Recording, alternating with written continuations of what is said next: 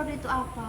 Oh, fraud tahu kok. Fraud itu kecurangan di mana tindakan seseorang dengan sengaja mengambil manfaat atas orang lain untuk kepentingan pribadi. Kecurangan juga bisa mengakibatkan kerugian bagi perusahaan loh. Tujuan dan manfaat mendeteksi fraud itu buat apa sih, An?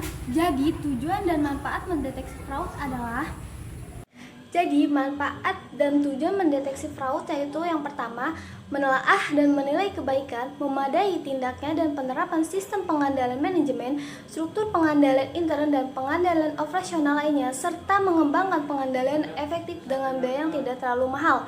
Yang kedua yaitu memastikan ketaatan terhadap kebijakan rencana dan prosedur-prosedur yang telah ditetapkan oleh manajemen. Yang ketiga yaitu memastikan seberapa jauh harta perusahaan dipertanggungjawabkan dan dilindungi dari kemungkinan terjadi segala bentuk pencurian, kecurangan, dan penyalahgunaan. Yang keempat yaitu memastikan bahwa pengandaian dan yang dikembangkan dalam organisasi dapat dipercaya. Yang kelima yaitu menilai mutu kebijakan setiap bagian dalam melaksanakan tugas yang diberikan oleh manajemen. Yang keenam atau yang terakhir itu menyarankan perbaikan-perbaikan operasional dalam rangka meningkatkan efisien dan efektivitas. Dengan memahami gejala kecurangan atau red flags, manajemen dapat mengidentifikasikan kondisi kecurangan yang kemungkinan besar akan terjadi atau telah terjadi. Dengan belajar dari kecurangan yang pernah terjadi, maka kecurangan dapat sedini mungkin ditangani oleh manajemen atau internal auditor. Terus, kalau ruang lingkup untuk mendeteksi fraud itu apa aja sih, Am? Jadi, ruang lingkup untuk mendeteksi fraud itu ada 4. Yang pertama, pencegahan kecurangan. Yang kedua, mendeteksi dini kecurangan. Yang ketiga, investigasi kecurangan. Dan yang keempat, itu penegakan hukum atau memberikan sanksi kepada pelaku kecurangan. Emang apa aja sih yang menjadi motivasi untuk melakukan fraud itu kan?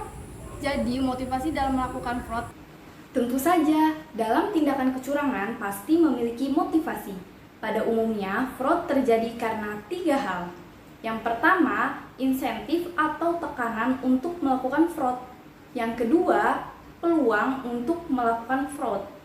Dan yang ketiga, sikap atau rasionalisasi untuk membenarkan tindakan fraud. Ketiga faktor tersebut digambarkan dalam segitiga fraud loh. Ini untuk pressure atau tekanan seperti meliputi tekanan keuangan, kebiasaan individu seperti judi, narkoba, alkohol, dan bisa juga ketidakpuasan dalam bekerja. Nah, kalau opportunity atau kesempatan contohnya seperti pengendalian yang buruk, kepedulian fraudnya rendah, kebijakan tidak konsisten, dan bisa saja tidak adanya kesempatan cuti, jadi melakukan fraud deh. Lalu juga ada rationalization atau pembenaran. Contohnya, atasan atau teman sekerja merasa sudah berbuat banyak terhadap organisasi atau perusahaan, kemudian berbuat fraud, sehingga menganggap yang tindakannya itu seperti tidak seberapa. Banyak loh yang seperti itu. Kalau faktor utama penyebab fraud dalam akuntansi itu kenapa sih? Faktor utama penyebab fraud dalam akuntansi adalah ada 5 faktor utama penyebab fraud atau kecurangan dalam akuntansi. Disebabkan adanya unsur kesengajaan dalam memanipulasi informasi akuntansi. Nah, faktor yang pertama yaitu tekanan, dorongan seorang untuk melakukan kecurangan yang dipicu oleh alasan ekonomi, emosional, atau nilai. Yang faktor kedua yaitu adanya peluang, kondisi yang memberikan peluang pada seseorang untuk melakukan kecurangan, misalnya lemahnya internal kontrol dan penyalahgunaan wewenang. Nah, faktor yang ketiga yaitu rasionalisasi, pelaku mencari pembenaran sebelum melakukan kecurangan. Seseorang melakukan rasionalisasi agar dirinya dapat mencerna tindaknya yang legal agar tetap dapat mempertahankan jati dirinya sebagai seorang yang dipercaya. Faktor yang keempat itu general atau umum, merupakan faktor yang berhubungan dengan organisasi sebagai korban perbuatan kecurangan. Faktor ini meliputi yang pertama kesempatan atau opportunity. Kesempatan melakukan kecurangan tergantung pada kedudukan pelaku terhadap objek kecurangan. Umumnya, manajemen suatu organisasi atau perusahaan memiliki potensi yang lebih besar untuk melakukan kecurangan daripada karyawan. Tetapi, patut digarisbawahi bahwa kesempatan melakukan kecurangan akan selalu ada pada setiap level kedudukan. Yang kedua yaitu pengungkapan atau exposure. Terungkapnya suatu kecurangan dalam organisasi atau perusahaan belum menjamin tidak terulangnya kecurangan tersebut baik oleh pelaku yang sama maupun yang lain.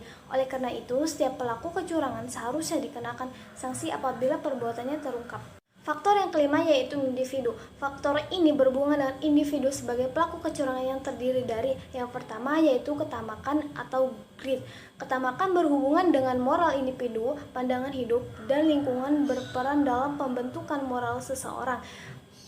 Yang kedua yaitu kebutuhan atau need, berhubungan dengan pandangan atau pikiran dan keperluan pegawai atau pejabat yang terkait dengan aset yang dimiliki perusahaan, instansi, atau organisasi tempat dia bekerja. Selain itu, tekanan atau pressure yang dihadapi dalam bekerja dapat orang yang jujur mempunyai motif untuk melakukan kecurangan.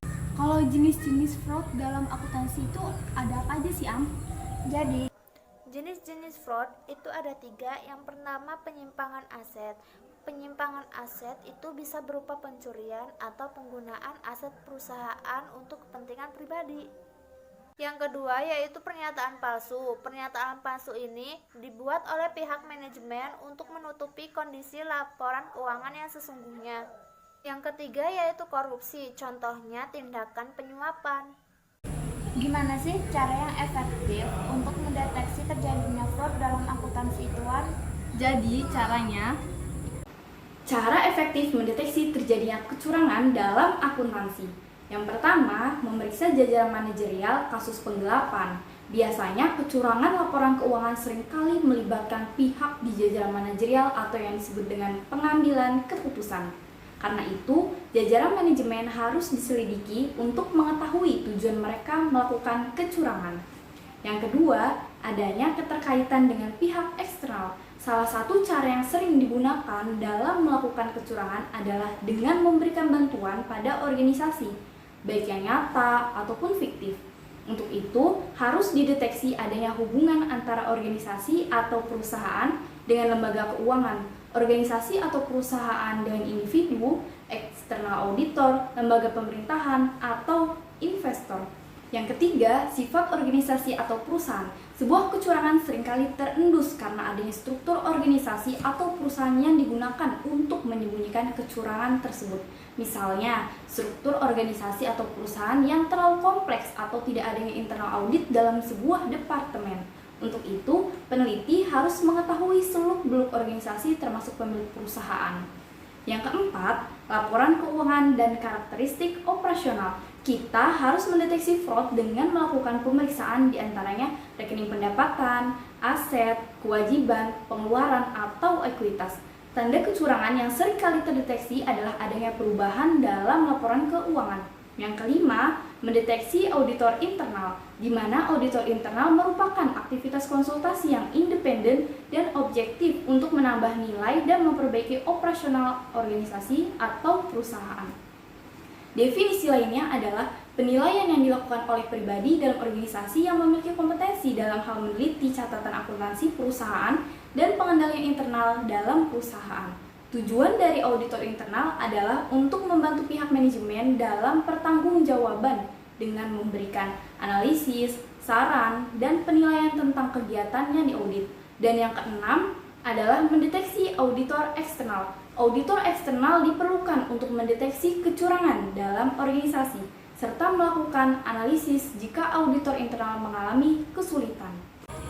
Jadi peran penting auditor untuk mencegah fraud itu buat apa dong, Am? Peran penting auditor untuk mencegah fraud itu ada 3. Yang pertama yaitu membangun struktur pengendalian intern yang baik. Dengan adanya hal ini, maka keamanan dari aset perusahaan dapat terjamin dan kegiatan operasional menjadi berjalan selancar, efektif, dan efisien.